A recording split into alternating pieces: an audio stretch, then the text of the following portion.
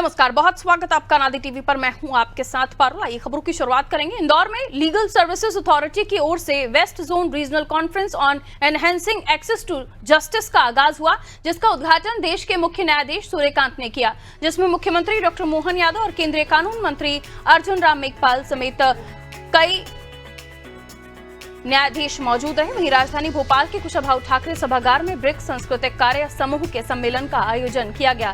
इस महत्वपूर्ण सम्मेलन में प्रदेश के मुख्यमंत्री डॉक्टर मोहन यादव ने विशेष रूप से सहभागिता की। साथ ही ब्रिक्स देशों के संस्कृति मंत्रियों की 11वीं बैठक भोपाल घोषणा पत्र के साथ संपन्न हुई, जिसको लेकर मुख्यमंत्री ने कहा कि राजा भोज की नगरी भोपाल में ब्रिक्स देशों के संस्कृति मंत्रियों की ये बैठक हम सभी के लिए गौरव का विषय है।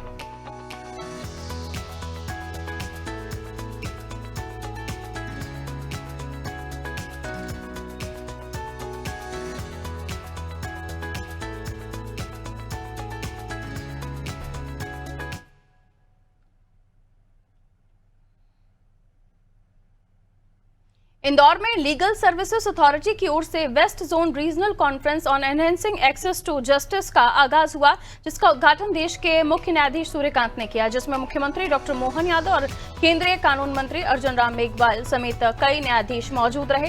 इस दौरान सीएम डॉक्टर मोहन यादव ने कानून को लोगों तक पहुंचाने के लिए किए जा रहे कामों का जिक्र किया। उन्होंने गांव के पंच परमेश्वर की परंपरा का उदाहरण देते हुए न्याय और संवाद के महत्व को बताया। वहीं पेपर लीक मामलों को लेकर सीएम मोहन यादव ने सरकार के सख्त रुख का जिक्र किया।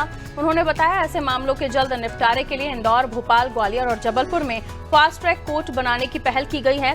युवाओं के भविष्य से खिलवाड़ करने वालों पर कड़ी कार्रवाई होगी और पीड़ित युवाओं को समय पर न्याय मिलेगा।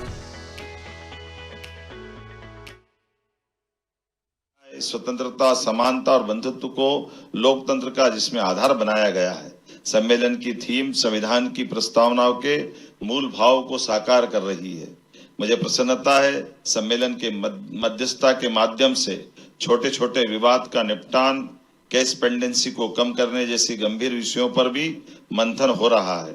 और वैसे तो हमारी परंपरा वास्तव में न्याय की परंपरा पंच परमेश्वर की अवधारणा रही है, जिन्होंने कभी समझाकर, कभी संवाद से, कभी समझौतों से विवादों को सहजता से सुलझाया। परीक्षा पेपर लीक, धोखाधड़ी के मामलों में भी त्वरित कार्रवाई करते हुए आज माननीय प्रधानमंत्री जी ने अनाउंस किया, सुबह अगले दिन हमने इसके लिए fast track court Indore, Bhopal, Gwalior, Jabalpur की घोषणा की। मैं धन्यवाद देना चाहूंगा चीफ जस्टिस रसिया जी को। शाम को आपने अपॉइंटमेंट भी किया और एक दिन के 24 घंटे के अंदर ये चारों फास्ट ट्रैक कोर्ट का गठन हो करके हमने हमारी कार्यप्रणाली जनता के सामने लाने का प्रयास किया। स्वतंत्रता दिवस के मौके पर मध्य प्रदेश की जेलों में बंद अच्छे आचरण वाले बंदियों को सरकार बड़ी राहत देने जा रही है। मुख्यमंत्री डॉक्टर मोहन यादव के निर्देश पर पात्र बंदियों को सजा में छूट, समय पूर्व रिहाई और विशेष परिहार का लाभ दिया जाएगा। सरकार के मुताबिक कुल 248 बंदियों को अच्छे आचरण का लाभ मिलेगा। इनमें 124 पात्र बंदियों को सजा में छूट दी जाएगी, जबकि 118 बंदियों को समय पूर्व रिहाई मिलेगी। इसके अलावा 6 बंदियों को विशेष परिहार का लाभ दिया जाएगा, जिसको लेकर मुख्यमंत्री ने कहा कि अच्छे आचरण और अनुशासन व्यवहार के आधार पर दी जा रही ये राहत दूसरे बंदियों को भी बेहतर आचरण के लिए प्रोत्साहित करेगी। उन्होंने कहा सरकार की ये पहल सुधारात्मक न्याय व्यवस्था को मजबूत करने के साथ पात्र बंदियों को पुनर्वास और उन्हें समाज की मुख्य धारा में सम्मानजनक तरीके से वापस लाने की दिशा में महत्वपूर्ण कदम है।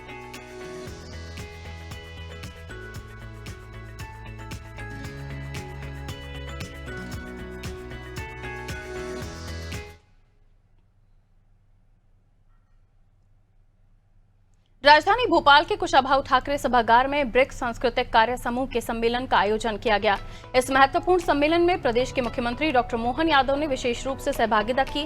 कार्यक्रम के दौरान मुख्यमंत्री ने ब्रिक्स देशों से आए सभी प्रतिनिधियों और अन्य डेलीगेट्स का स्वागत किया। इस खास अवसर पर केंद्रीय संस्कृति मंत्री के साथ साथ कई अन्य गणमान्य जन भी प्रमुख रूप से उपस्थित रहे।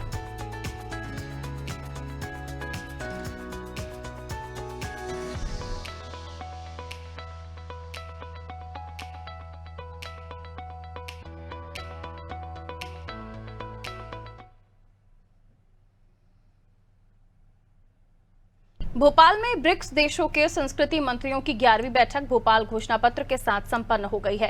केंद्रीय मंत्री गजेंद्र सिंह शेखावत ने बताया कि 11 देशों के 55 प्रतिनिधियों ने संस्कृति विरासत को सहेजने और वापस लाने के लिए साझा रोड मैप तैयार किया है। वहीं मुख्यमंत्री डॉक्टर मोहन यादव ने कहा कि राजा भोज की नगरी भोपाल में ब्रिक्स देशों के संस्कृति मंत्रियों की ये बैठक हम सभी के लिए गौरव का विषय रही। प्रधानमंत्री नरेंद्र मोदी के नेतृत्व में देश निरंतर विकास के नए आयाम स्थापित कर रहा है।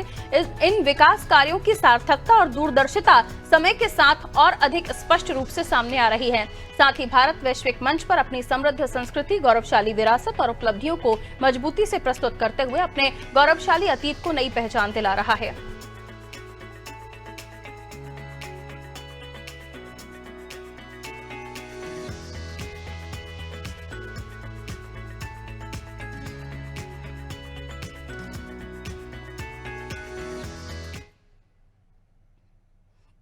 की नगरी मध्य प्रदेश की इस राजधानी में संस्कृति मंत्रियों का ये सम्मिलित आयोजन ये हमारे लिए गर्व और गौरव का विषय है। यशस्वी प्रधानमंत्री के नेतृत्व में देश के लिए कितने प्रकार से काम और उन कामों की गुणवत्ता, उन कामों के पीछे का गंभीर निहितार्थ पकड़ करके हमारे देश की अच्छाइयों को दुनिया के साथ बांट करके हम अपने इस देश के अतीत के गौरवशाली पक्ष पर गर्व कर सकें। ऐसे में अगर सारे विषयों के साथ देखें तो कल्चर का, अतीत का हमारा बहुत स्वर्णिम अध्याय रहा है। उसको जीवंत करते हुए और वो सभी वेदवाक्य जो माननीय मंत्री जी ने भी बोले, हमारा तो भाव वसुधैव कुटुंबकम का है। हम अपने उस वसुधैव कुटुंबकम के भाव के बलबूते पर कल्चर की जो अच्छाइयाँ, जियो और जीने दो, सर्वे भवन्तु सुखिनः, जो उनने वेदवाक्य सुनाया, सच में वास्तव में आज ये नगरी धन्य हुई। हमारा राज्य आभारी है माननीय मंत्री जी का, और इनके माध्यम से वो सारे स्वनाम धन्य अलग अलग देशों के माननीय मंत्रीगण या वहाँ के अधिकारीगण हमारे बीच पधारे। कई लोग तो पहली बार आए, पहली बार लोगों ने भोपाल देखा।